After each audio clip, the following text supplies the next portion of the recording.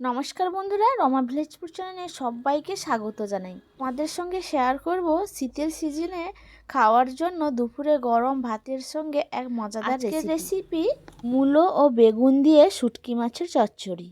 দুপুরে গরম ভাতের সঙ্গে যদি গরম গরম মূলো দিয়ে শুটকির চচ্চড়ি থাকে তাহলে কিন্তু গরম ভাতের সঙ্গে আর কোনো কিছু তরকারি লাগবেই না। একটা তরকারি দিয়ে এক থালা ভাত অবশ্যই খেয়ে নিতে পারবেন।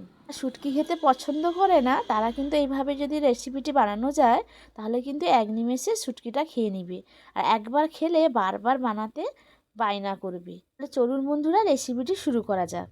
রেসিপিটি শেষ পর্যন্ত দেখার অনুরোধ রইল। ভিডিওটি কেউ স্কিপ না করে শেষ পর্যন্ত দেখবেন। সহজভাবে আমি রেসিপিটি বানিয়েছি। রেসিপি বানানোর জন্য আমি এখানে কিছু সবজি কেটে নিয়েছি। এখানটায় নিয়েছি একটা মূলো, আর খানিকটা ওলকপি, আর একটা মিডিয়াম সাইজের আলু, আর একটা বেগুন। সব সবজিগুলো আমি একই সাইজের করে কেটেছি। অপরদিকে একটা বাটিতে আমি শুটকি মাছগুলো কেটে নিয়েছি। শুটকি মাছগুলো আমি ছোট ছোট করে কেটে নিয়েছি এবং মাছের সাইডে যে আঁশগুলো থাকে সেগুলো কেটে বাদ দিয়ে দিয়েছি। আর মাছগুলোকে আমি 10 মিনিট গরম জলে ভিজিয়ে রেস্টে রেখে দিব।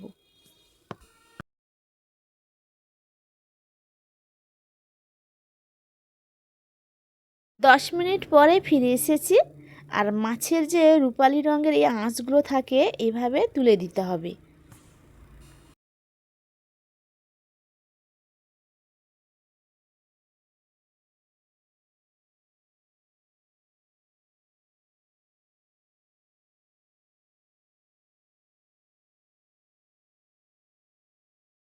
দিকে উনানে কড়াই বসিয়ে দিয়েছি, আর কড়াইটা গরম হলে দিয়ে দিচ্ছি পরিমাণ মতো সরিষার তেল। তেলটা গরম হয়ে গেছে, এবার দিয়ে দিচ্ছি 5 ফোড়ন। অপরদিকে শুটকি মাছগুলো ধুয়ে পরিষ্কার করে নিয়েছি, এবার হলুদ মাখিয়ে তেলের মধ্যে দিয়ে দিব।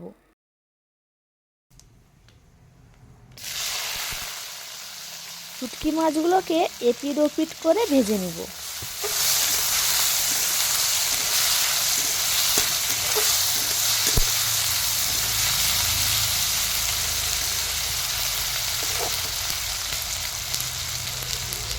শুটকি মাছগুলো ভাজা হয়ে গেছে, আর এখানে আমি কিছু মশলা তৈরি করে নিয়েছি। মশলাতে নিয়েছি কয়েকটা রসুন কোয়া থেতো করে নিয়েছি, আর কয়েকটা কাঁচা লঙ্কা আমি কেটে নিয়েছি, আর একটা মিডিয়াম সাইজের পেঁয়াজ কেটে নিয়েছি। এবার শুটকি মাছগুলো ভাজা হয়ে গেছে, এর মধ্যে আমি পেঁয়াজ, রসুন, কাঁচা লঙ্কা দিয়ে দিব।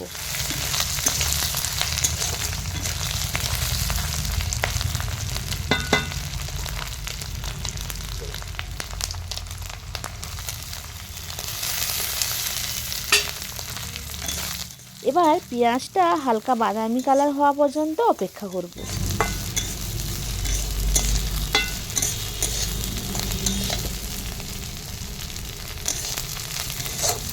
পেঁয়াজটা ভাজা হয়ে গেছে, এরপরে আমি সবজিগুলো ধুয়ে রেখেছিলাম, বা সবজিগুলো দিয়ে দিই।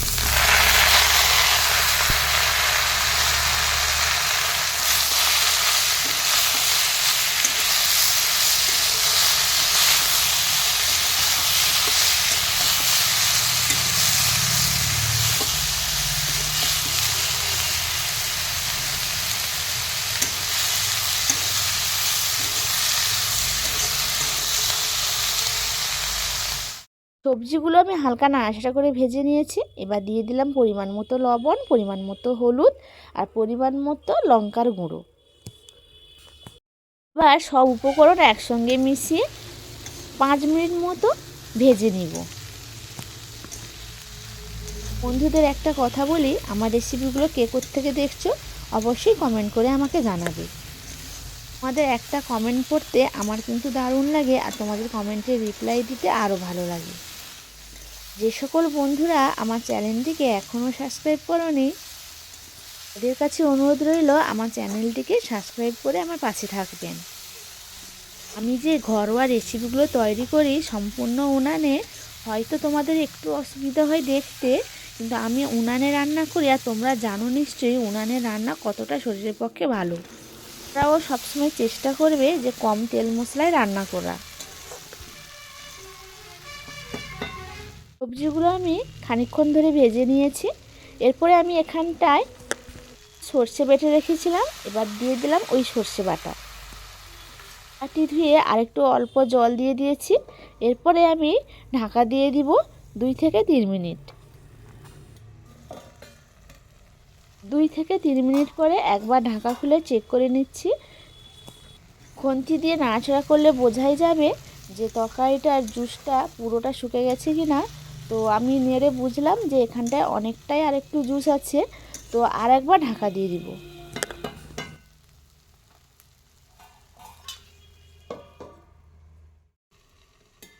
এবার ঢাকা খুলে দেখাচ্ছি, এই যে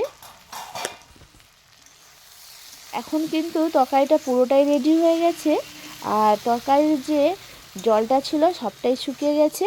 এরপর হালকা নাড়াচাড়া করে তরকারির গায়ের রসগুলো আরেকটু শুকিয়ে গেলে আমি নামিয়ে নিব।